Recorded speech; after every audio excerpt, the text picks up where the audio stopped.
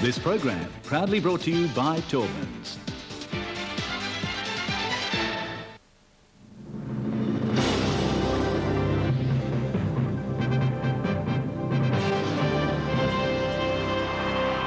Remus is after him. Might and Power led a length and a half to Remus.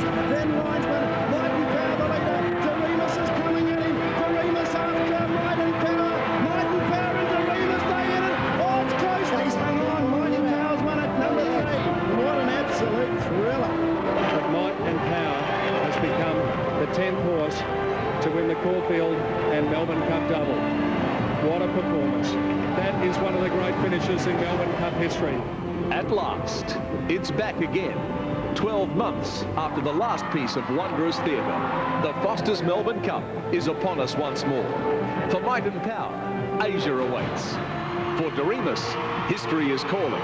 And with it, the honour of a nation in the world's greatest 2 miles. Welcome to Melbourne, Australia, and a cup of controversy and intrigue. The overseas invasion has begun, and the experts are tipping a bon voyage to the Golden Chalice. For the contenders, nerves of steel are needed, as their magic moment is fast approaching. For the victor, equine immortality beckons. Today, the race that stops a nation will be felt around the world, along with all the emotion and pride like you've never seen before. Bart Cummings has got his 10th Melbourne Cup. So stand up and cheer, Australia. This is our finest hour. The colour, the excitement and the passion. All live and exclusive on the home of the Melbourne Cup. Network 10.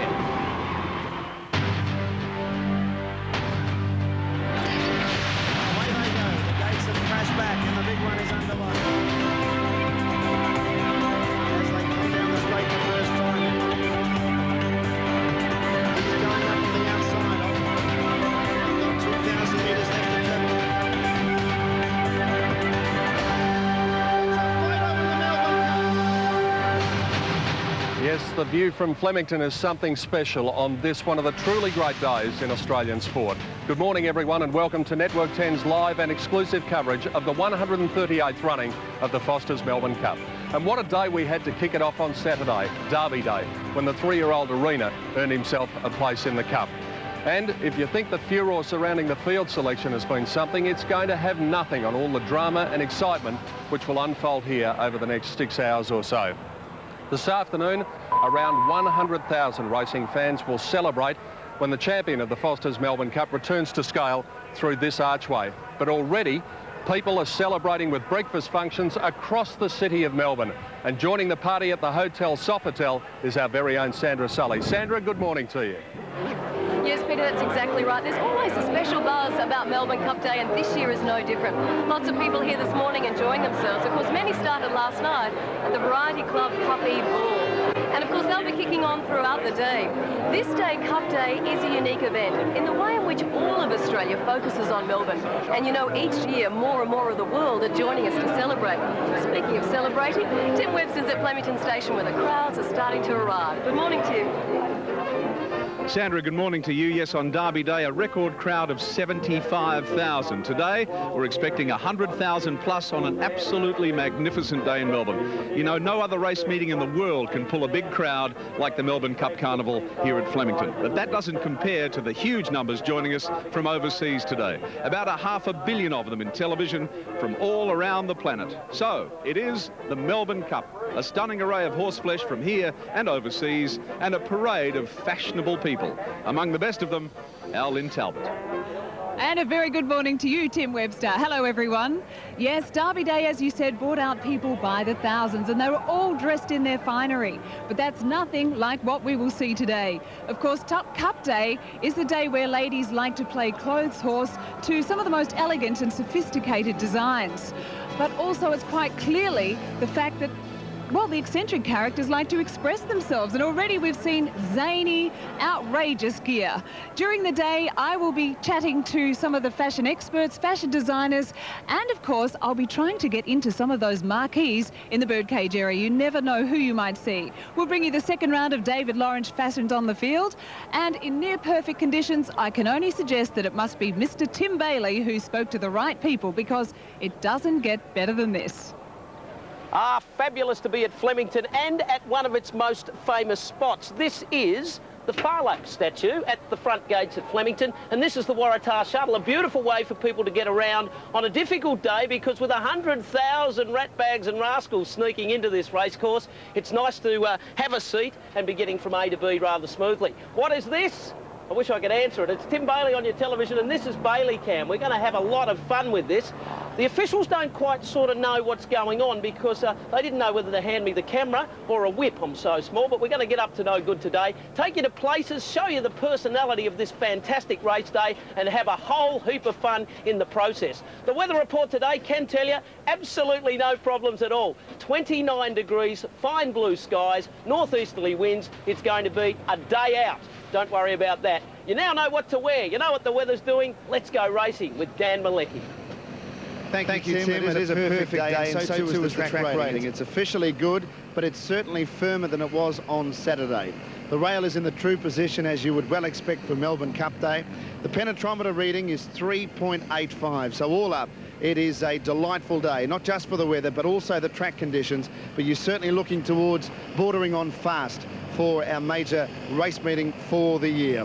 Faithful Son is the favourite for the 1998 Melbourne Cup. At least he was when I last looked. And he might be the omen, because walking past me in the back of the screen are the connections of Faithful Son. He might well be the omen. They say the first owner or a person you see involved with a horse for the day is the one to back, and it's Faithful Son. So Tim Gossage, who's in the betting ring, is he still favourite? It certainly is, Dan. Yes, there's already been plenty of betting action on the Melbourne Cup, and Faithful Son is the standout 4-1 favourite. The 3-year-old Arena is clear-cut second favourite at 8-1, and as you can see, it's already packed to the rafters down here. Skybow is the biggest tip. It could be one of the big shorteners come cup time in about 5 hours' time. It's really busy down here already. It's also going to be busy in the mounting yard, where Mark Aston's going to be in the thick of the action with all the jockeys, owners and trainers. Oh, that's for sure, Tim. What a great feeling down here. I get the feeling, though, things might get a little tense later in the afternoon. Of course, we've got 7 overseas horses here trying to wrest the cup away from the local contingent. We're going to bring you all of that drama and excitement live and exclusively on the 10 network right around Australia.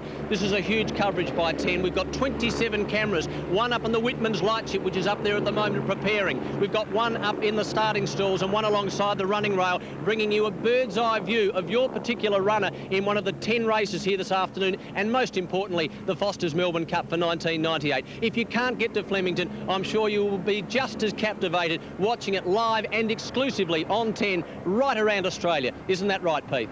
It certainly is, Mark Aston. Yes, we're in for a wonderful day, and already the crowd is rolling in. I don't think there's too much doubt we're going to have 100,000 people here.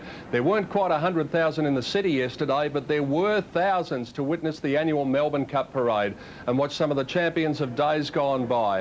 Horses such as the great R1, the winner of the Melbourne Cup back in 1978, the third of Harry White's 4 winners in the race, and he's always a great favourite of the crowd. Many of the other horses that were there, Better Loosen Up, for instance, the horse that won the Japan Cup going back 7 or 8 years ago. And of course the personalities, Eddie Wilkinson there on the left, and Wayne Hawkes, son of trainer John Hawkes.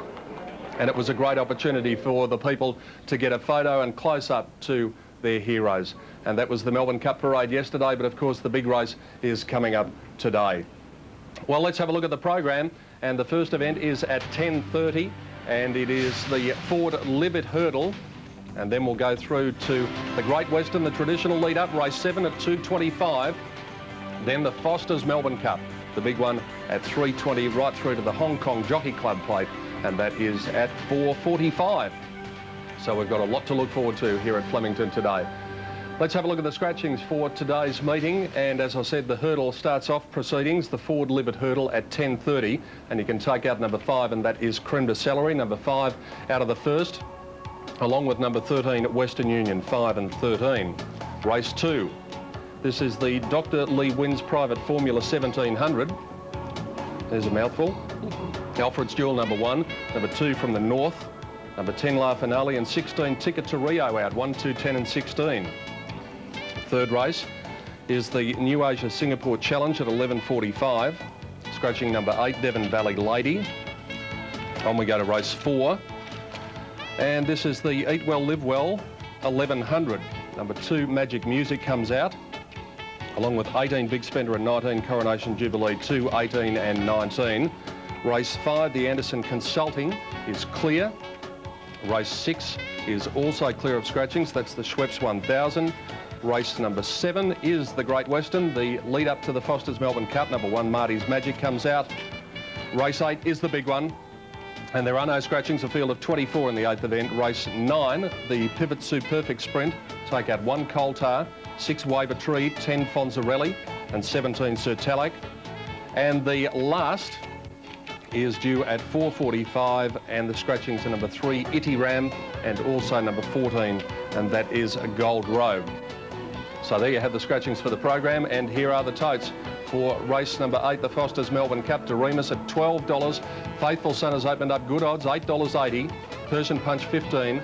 Torfin's Melody, 20. Count Shivers, 56. Gold Guru, 37. Tie the Knot is at $10.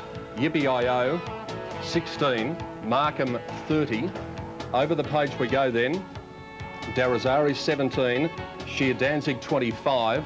Aerosmith, 11. 3 Crowns, 76. Josh Sticks, $97. Jenny Chapman gives it a chance. Peak of Perfection, 116. The Hind, 26. Skyboat, 25. Yorkshire, 45. And then down to the last 6. Second Coming, 65. Ancient City, 78. Champagne, $12.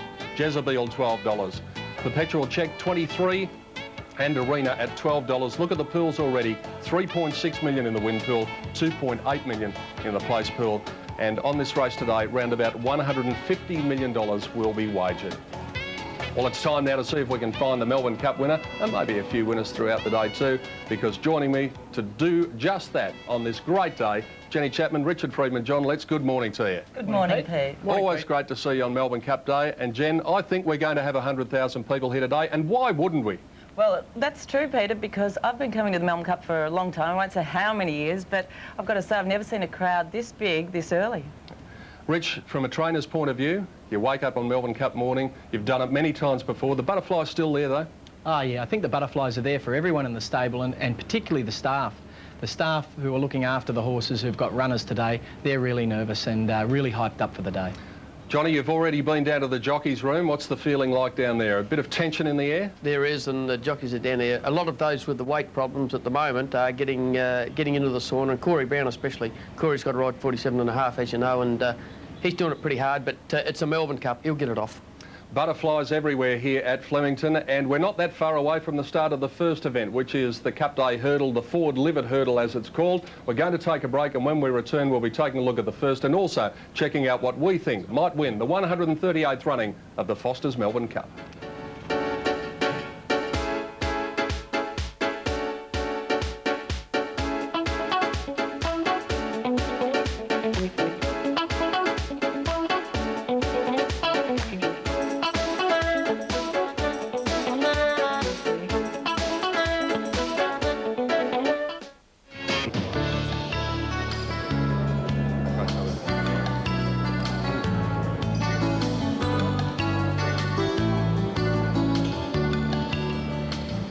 At 20 minutes after 3 this afternoon, Australian Eastern Daylight Time, the nation will stop for the running of the Foster's Melbourne Cup, and we're going to try and find you the winner now and take a look at each of the 24 runners. And first of all, Jen, the old war horse Doremus. What a fabulous horse he is. He is, and I'm sure a lot of people will be backing him here today. Of course, the Caulfield and Melbourne Cup winner of 1995 is a fabulous racehorse. He's an 8-year-old now, so it's a little bit more difficult for him, but you know he'll run it out and you'll get a great sight for your money. Gate 24 though, but he did come from the outside when he won here. there 3 years ago. That's right, he's going to get back, but he's sure to be running on at the end. Let's go on to the favourite number 2, and that is Faithful Son. This horse from Great Britain. He is a Group 1 horse, no question about that. He's going to be ridden by a Group 1 jockey in Frankie Dettori, even though he had his detractors the other day, Rich. Well, he's about due to win a big race here. Frankie Dettori's had a few goes, hasn't ridden many good races. This horse has won races from 1,400 metres to 2,000. Now, the test with him is the distance. 3,200 metres is going to be a little bit difficult for him. It's going to be his first shot at it, but I think he can run it. If he runs it out, he's the most brilliant horse in the race, and I think he can win.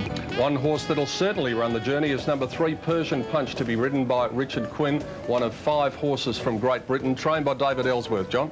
Yes, Peter, this horse, he's had 5 starts over the distance. He's won 2 of them, but, oh, gee, he's drawn barrier 15, the jockey having his first ride at Flemington. It's a big ask, isn't it? It is a big ask, although I think he might have ridden here back in the late 80s. He actually rode for George Hanlon, but that was some time ago. Was that in a Melbourne Cup with 24 in it? No. No. That's the big difference. That's the difference. Number 4 is Torfin's Melody, the Caulfield Cup winner, and it's going to be ridden by Paddy Payne for Lady Anne Herries. Barrier number 14 carries the 2.5 penalty. Can it become the 11th horse to complete the double, Jen? I think he's definitely got a chance in this race, Peter. I thought it was a good effort in the Caulfield Cup there. He did lead from the 1,600 metre mark, and it was a tough effort. He changed strides about 50 metres to go, and he still went on with it. So Patrick Payne, beautiful hands on a horse, and I think he'll give him every chance. Richard Freedman is certainly well acquainted with the next runner, Count Shivers, because the Freedman stable was in charge of this horse when he ran second in the Melbourne Cup behind Saintly 2 years ago. Rich, can he go one better here? Well, he's proven at the distance, Pete, and he has won a 3,200 metre race, the Sydney Cup, and I can't see him winning today, though, because he's been really out of form, and I think he's past his best. Now, you all laughed at me the other day when I said this horse had a chance, but I reckon he's got a bit of an each-way hope at around 33 to 1. Number 6, Gold Guru. I think he's racing like a stayer, John. Yes, Pete, but his run in the Moonee Valley Cup was pretty ordinary, I thought. And I do think he is an autumn horse, this horse. He doesn't seem to race his time of the year, race as well as he does, and I think he'll struggle a little bit today. Well, number 7 is Tie the Knot, and this horse is certain to be amongst the favourites in the race. It ran 3rd in the Caulfield Cup. Wasn't a bad run in the McKinnon. Shane Dye takes the ride for Guy Walter, but gate 22 is going to be no help at all, Jen. No, but a good jockey on board, Peter, and this horse, I think he's probably a chance. I'd give him a place chance in the race. I just didn't think he had much spark in his finishes in the last couple of races that he's competed in, so place chance there. Yippee-I-O number 8 is an interesting horse. He was actually favourite for the Melbourne Cup at one stage last year, and probably again this year. He got travel sickness last year. Alan Denham trains. Jim Cassidy is the defending jockey's champion. I think he's going to find it hard, Rich. Well, he's a stable mate to the Great Might and Power, but I don't think that's going to help him here today. His form really hasn't been good enough this spring. He was the early favourite, but I think he's well and truly out of favouritism now, and I can't see him winning the race. 3rd place getter last year was number 9, and that is Markham, trained by Cliff Brown. This horse went around in the McKinnon Stakes on Saturday. Danny Brereton takes the ride today. After having a look at that replay again, John, it wasn't hopeless in the McKinnon. It wasn't hopeless, Peter, but it missed the jump badly, and it did make ground, but, oh, Pete, I find it hard to turn the tables on some of the horses that finish in front of it, especially Champagne. Definitely a chance. Number 10, Darazari, and what a moment it would be for 18-year-old Opie Bosson, the champion New Zealand apprentice, who takes the ride through Darren Gauchi's misfortune, and we do send Darren our best wishes today. We are thinking of him, but Opie Bosson is going to handle this horse very well. Yes, and he's a lovely type of horse too, Darazari. I think he must come into it, Peter. He's run in the Caulfield Cup. I thought he was going as well as anything on the line, and the 4 runs that he's had in have all had some merit. Number 11, Sheer Danzig. Interesting to see that Damien Oliver, already a cup-winning jockey, has taken the ride here, Rich. And I'm sure he'll be well ridden today, Sheer Danzig. A proven stayer, has won up to 2,700 metres in Europe, and he's come down here, settled in well. Everything's gone pretty right with him, I was told yesterday by the owners, so they're pretty happy with him, and I think he'll run a good race for Damien. My best outsider for the race is the next horse, number 12, and that is Aerosmith, to be ridden, and he will be well ridden by the Scobie Breesley medalist Greg Childs, but gate 23 is not going to be too much help, but he is a dyed-in-the-wool stayer, John. Yes, well, I've one from out there, Pete, from that gate, and Aerosmith, he is a dyed-in-the-wool stayer, as you say. He's had 2 starts over the distance for a win in the second, and I'm like you, I do give him a great chance in the race. Will Singapore Racing enjoy its finest day when number 13, 3 Crowns, steps out? It's going to be ridden by Simon Price, a winner of the Singapore Gold Cup at its last start, but, or I should say, Simi Ju Matt is riding 3 Crowns, and yes, a winner of the Singapore Gold Cup at its last start, Jen. Well, his effort in New Zealand, you know, in his early days, he won the St Leger over there over 2,500 metres, and the Sydney one as well, the St Leger there over 2,800 metres. Now, he's been based in Singapore for a little while. I just don't think that form will hold up. Number 14, Josh Sticks. Jen thinks this might be a sneaking hope at very big odds. Rodney Quinn is the rider, barrier 21, weight 53 kilos. Is Jen off her rocker, Rich? She's not off a rocker, but I don't think he'll win. His form has been handy without being fantastic. Probably need to be a little stronger form than that and have some weight for age form to really be a threat in a Melbourne Cup. But, you know, the horse is going well. He might be some each way outside chance. You agree with me now? No. Well, we can't have that sort of thing happening, surely.